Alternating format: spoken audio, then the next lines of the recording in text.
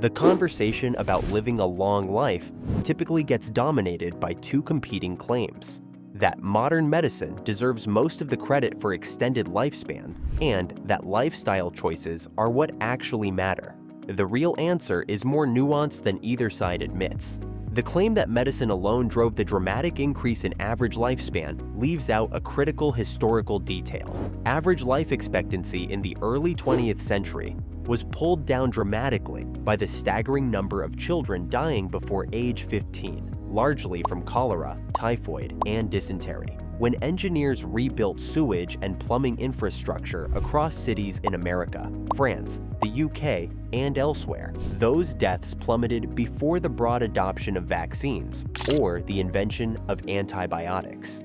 The foundational leap was sanitation, not pharmaceuticals. Medicine extended things further, but the groundwork was clean water and effective waste management. This raises a deeper question. Do we want to manage disease or create health? Managing disease keeps certain markers within acceptable ranges while leaving the underlying causes in place. The person remains dependent on medications indefinitely. Creating health means optimizing how the body actually functions, building genuine reserves of capacity, improving metabolic flexibility, and developing the physiological resilience that carries a person through decades with energy and clarity intact. To understand what that looks like in practice at a population level, Japan is the most instructive example. The country currently has more than 95,000 people living past 100. This reflects something systematic in how Japanese society approaches food, movement, and daily life. Japan's school system mandates structured nutrition education from qualified dietitians with meaningful independence from the industrial food sector's influence, a stark contrast to countries where dietary guidance at the school level has been shaped by the processed food industry. These children grow up with functional knowledge of what food actually does, and that foundation follows them through their lives. What they eat matters as much as what they learn. Japanese rice is considerably less processed than refined Western grains. Fish and traditionally raised meat are viewed as healthy staples. Fermented soy products appear regularly, delivering both nutrition and beneficial microbial communities. Seaweed is a daily staple and brings something the average Western diet chronically lacks: iodine, alongside a full spectrum of ocean-source trace minerals. The average Japanese person consumes roughly 9 times the iodine of the average American. And iodine carries anti-estrogenic properties that help regulate hormonal balance over a lifetime. The Japanese consume more sodium than Americans, but substantially more potassium. And this balance matters because the health risks associated with salt are largely driven by sodium-potassium imbalance rather than sodium alone. Adequate potassium effectively neutralizes the blood pressure risk that excess salt alone would produce. Green tea contributes through its concentrated phytonutrients with anti-cancer, anti-inflammatory, and liver-supporting properties. The Japanese practice of stopping eating at around 80% of capacity also matters biologically. When caloric intake consistently exceeds what the mitochondria can process efficiently, oxidative damage accumulates and metabolic function declines over time. Eating to 80% keeps fuel intake within the range the cellular machinery handles cleanly. Average daily walking in Japan is approximately 6,000 steps, compared to 4,000 in America, and research points to 7,000 to 8,000 daily steps as the threshold where longevity benefits become clearly measurable. Hong Kong presents a striking counterpoint to commonly repeated nutritional dogma. Its residents have some of the longest lifespans globally, yet consume more meat per capita than almost anywhere in the world, averaging nearly 324 pounds per person annually, with pork and beef making up the majority. Combined with substantial seafood consumption, minimal smoking rates, and high daily step counts, Hong Kong challenges the idea that meat consumption is incompatible with exceptional longevity. Moving to individual strategies, insulin resistance is the single most important metabolic factor to monitor. It underlies type 2 diabetes, fatty liver disease, obesity, and cardiovascular disease. Standard blood glucose testing can remain normal for 15 to 20 years, while insulin resistance is actively developing because the pancreas compensates by producing escalating quantities of insulin.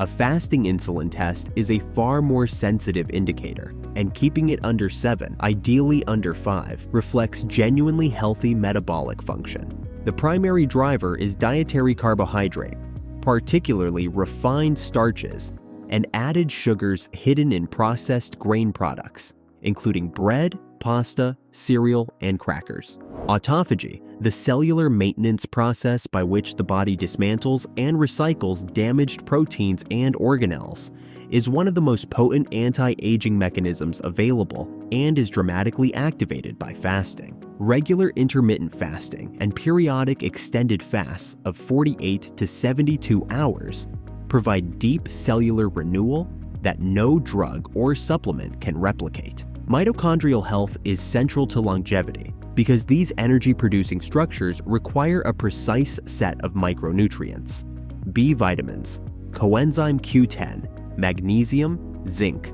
iodine, manganese, and copper.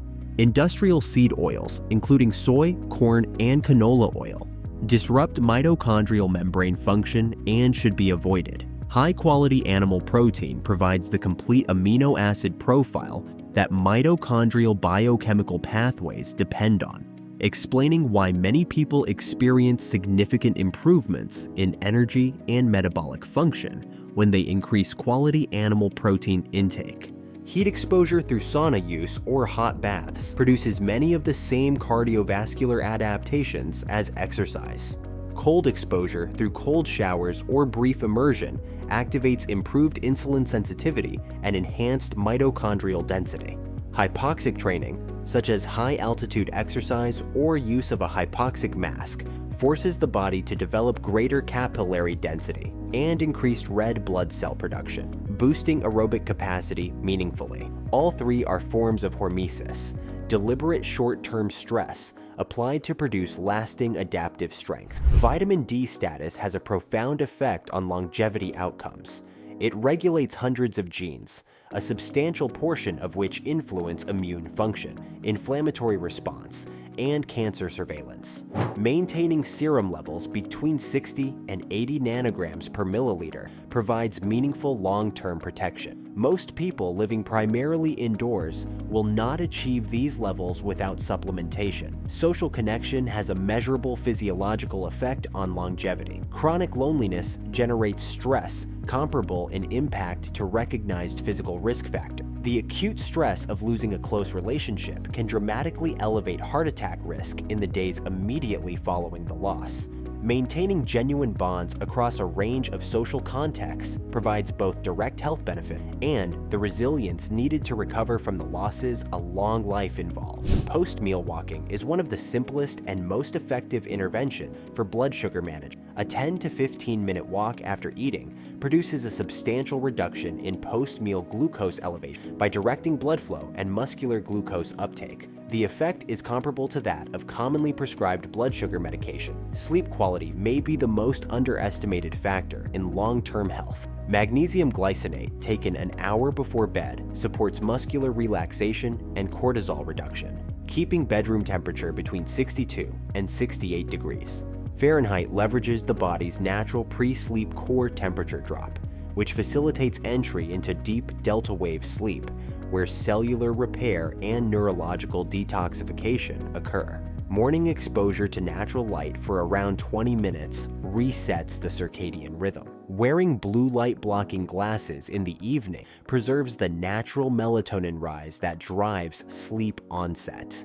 Managing caffeine carefully is essential because chronic high caffeine consumption degrades the adenosine receptors that generate sleep pressure, making restful sleep progressively harder to achieve even when genuinely tired. The central theme across every one of these strategies is consistent. The body was designed to handle stress, adapt to it, and emerge stronger. What it was not designed for is the combination of inflammatory food, sedentary living, chronic unresolved stress, and environmental toxin exposure that defines most modern life. Each strategy either removes something creating damage or adds something building genuine adaptive capacity. Applied consistently over years and decades, they shift health in the direction that Japan and Hong Kong demonstrate is possible. If this breakdown of what the world's longest-lived populations do and the science behind those practices has shifted how you think about your own longevity, share it with someone who needs to hear it.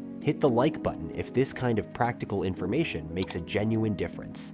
Subscribe for more evidence-based content on what actually drives long-term health. Leave a comment with which strategy you plan to start with first.